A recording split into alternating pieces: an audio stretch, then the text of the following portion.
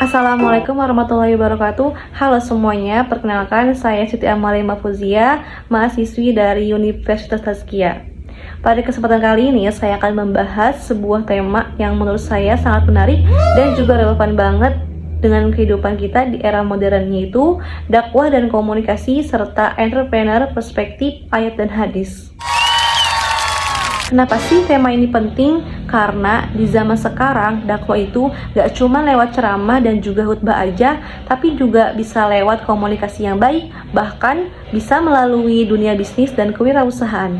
Nah, di pembahasan kali ini kita bakal lihat gimana sih Islam memandang entrepreneur bukan hanya sebagai pencari keuntungan, tapi juga bisa sebagai pendakwah lewat tindakan dan juga keteladanan.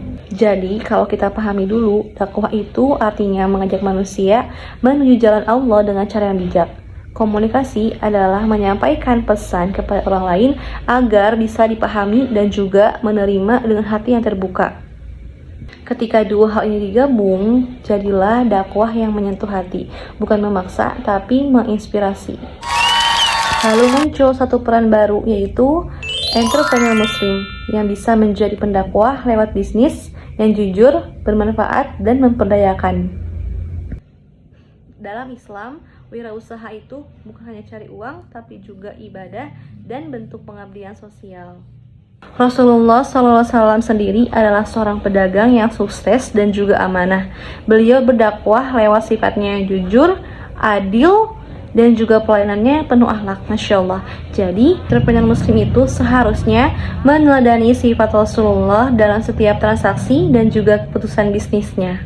Kita bisa lihat dalam Quran Surat Al-Qasas ayat 77, Allah berfirman yang artinya, dan carilah pada apa yang telah dianugerahkan Allah kepadamu, kebahagiaan negeri akhirat, dan janganlah kamu melupakan bagianmu dari kenikmatan dunia.